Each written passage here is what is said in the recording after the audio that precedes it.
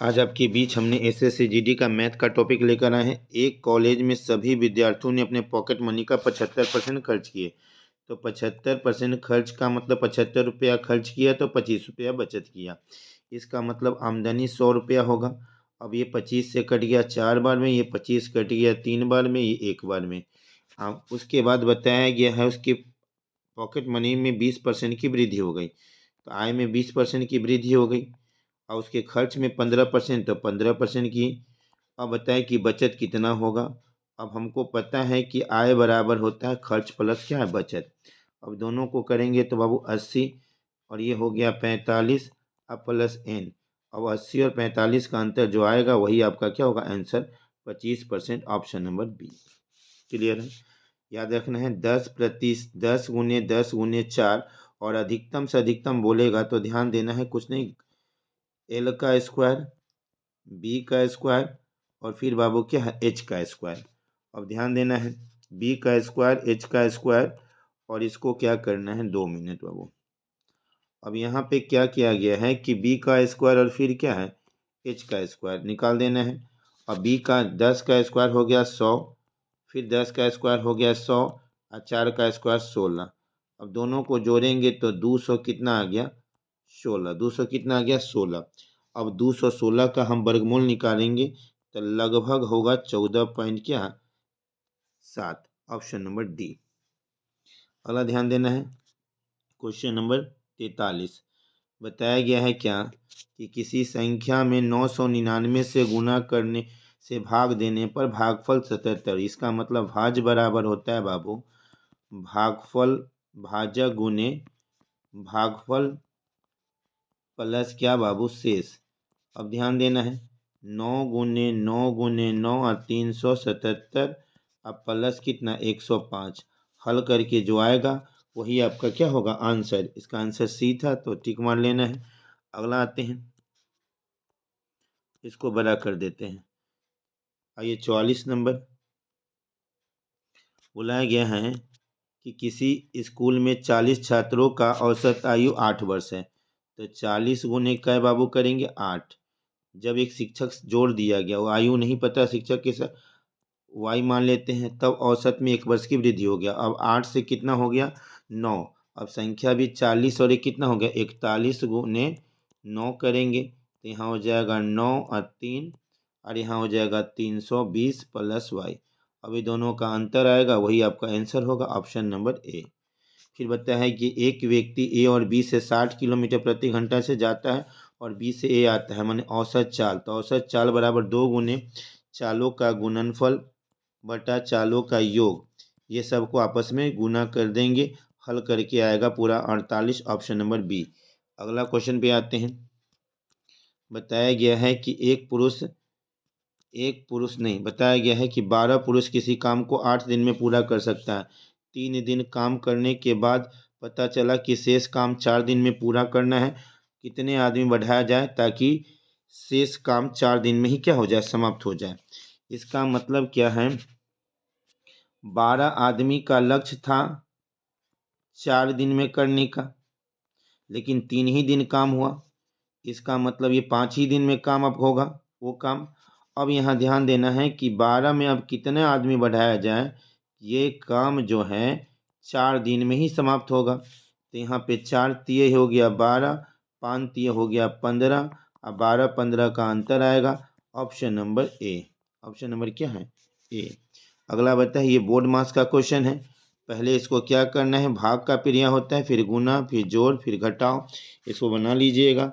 तो अगर हम इसको करेंगे बोर्ड मास तो 136 में भाग देंगे तो 3 से, और 3 गुने 4 और फिर यहाँ पे आ गया 2.5 गुने 4 भागा होगा तो गुना करना होगा तो 10 ऊपर हो जाएगा 5 और फिर -10, ये कट जाएगा 2 से तो ये हो गया 50, ये 5 हो गया बाबू और फिर इसको 12 में से 5 और फिर यहाँ हो गया 10।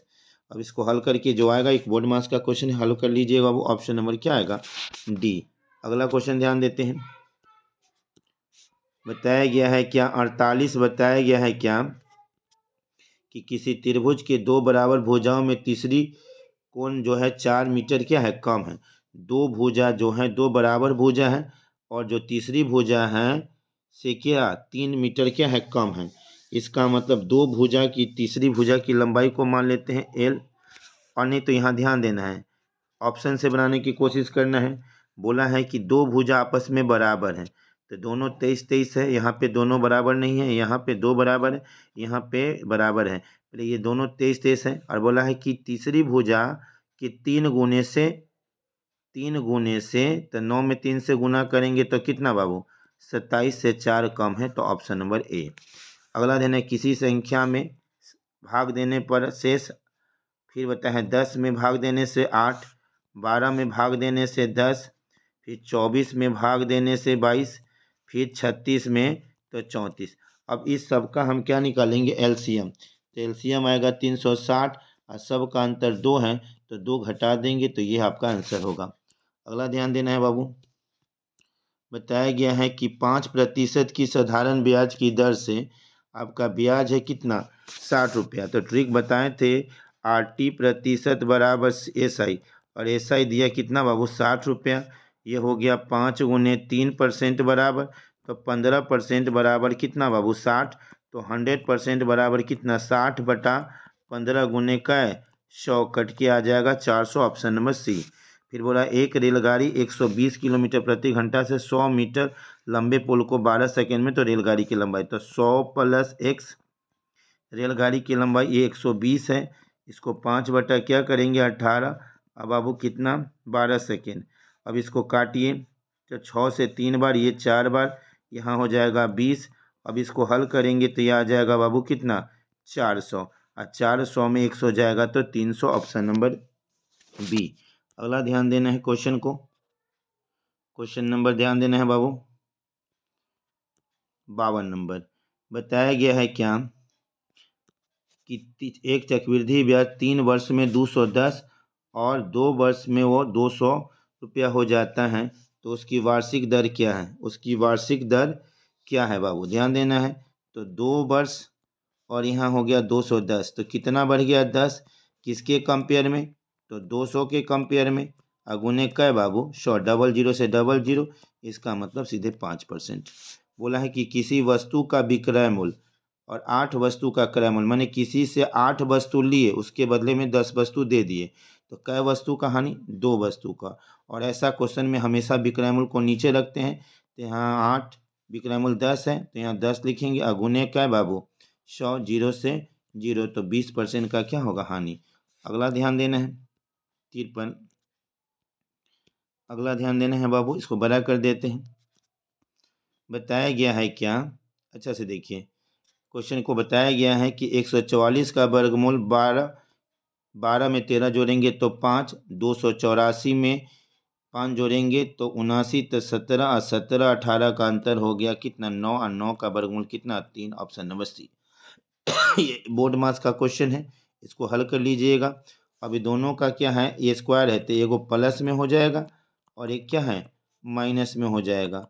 अब इसको हल करके जो आएगा वही उसका आंसर है। इसका आंसर जो दिया गया है ए नंबर है, इसको हल कर लीजिएगा बाबू।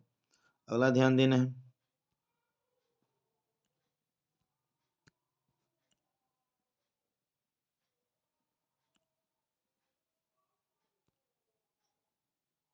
अब इसको बड़ा कर देते हैं, बड़ा कर देते हैं।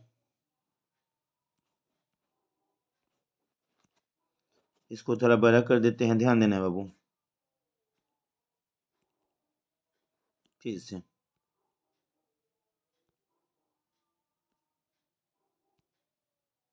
लास्ट क्वेश्चन देखिए,